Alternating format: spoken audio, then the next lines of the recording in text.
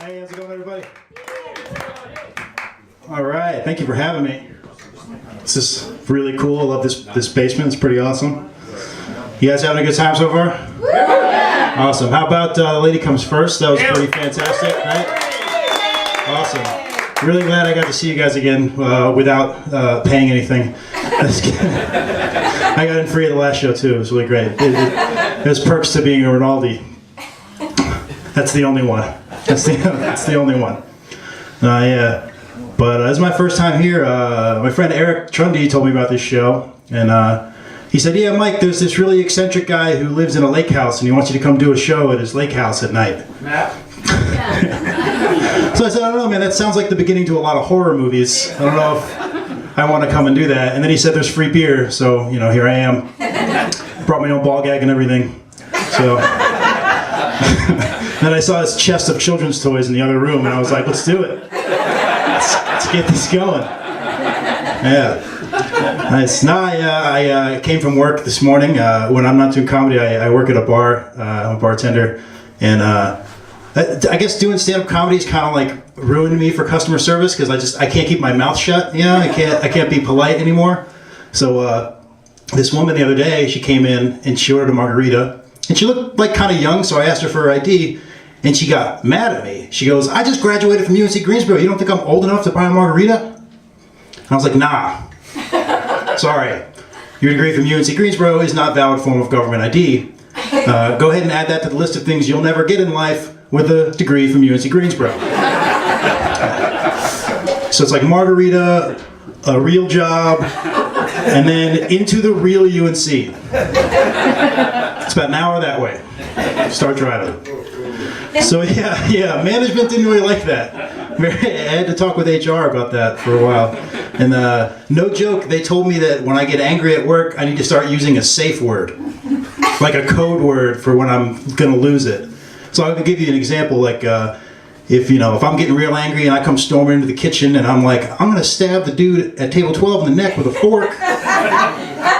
Don't worry, that's a joke. I don't mean that. But if I'm like coming into the kitchen all sweaty and angry and I'm like, "Pancakes. I hope that dude dies in a car fire." I'm serious because I said pancakes. Also, I'm serious because my hands smell like gasoline. Yeah. That's the thing, though. I don't know. Violence is never the answer, right? No. Well, I don't know. Yeah, that's good. Yeah, that's like my mindset. I used to think violence was never the answer, and then I got really into World Star Hip Hop videos or YouTube for all you white people. Sorry, I don't know what I'm doing. World Star Hip Hop. Yeah, did you guys heard the new Wu-Tang Clan album? Yeah. What am I doing? My brother's here. He doesn't know. But yeah, I think we should adjust that saying. It should be violence usually is never the answer.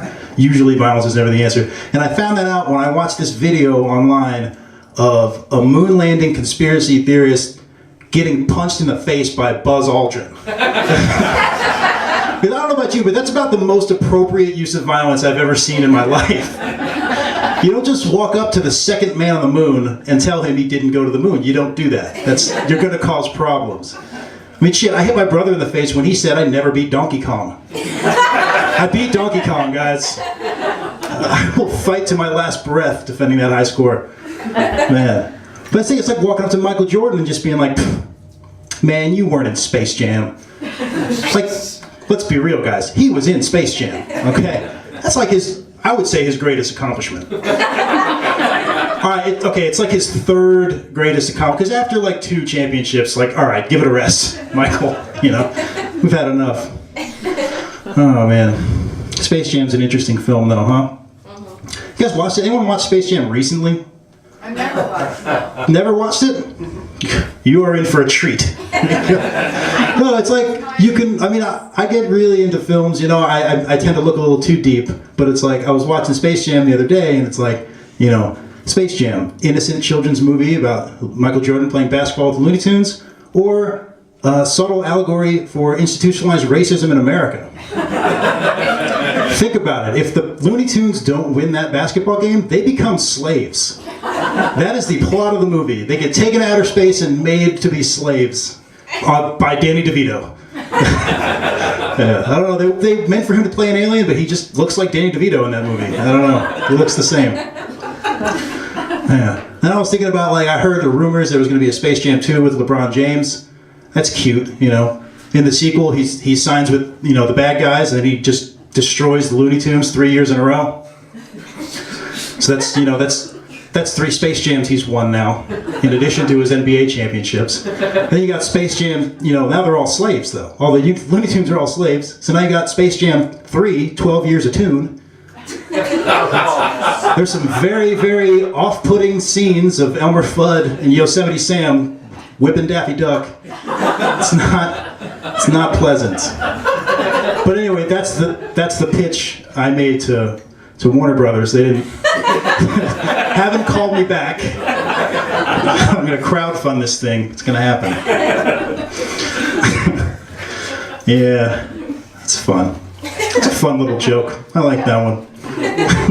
We don't get it, but... That's fine. Oh man.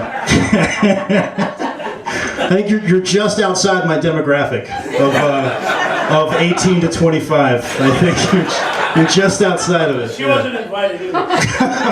Oh, hey, you're always invited to my shows. Don't worry. Yeah, no, this has been a lot of fun.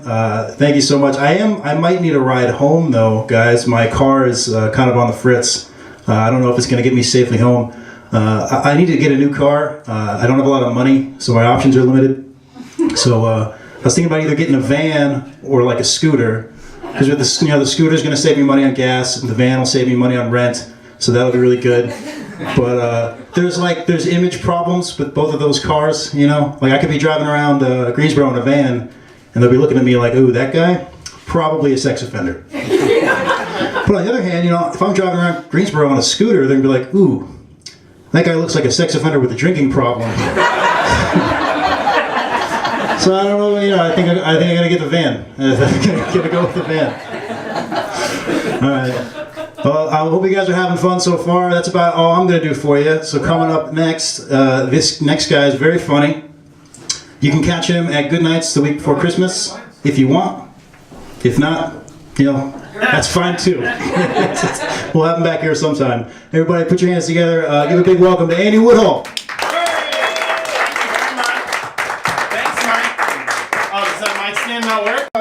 I don't have the option of using it. Doesn't work. That's the first time that the host has ever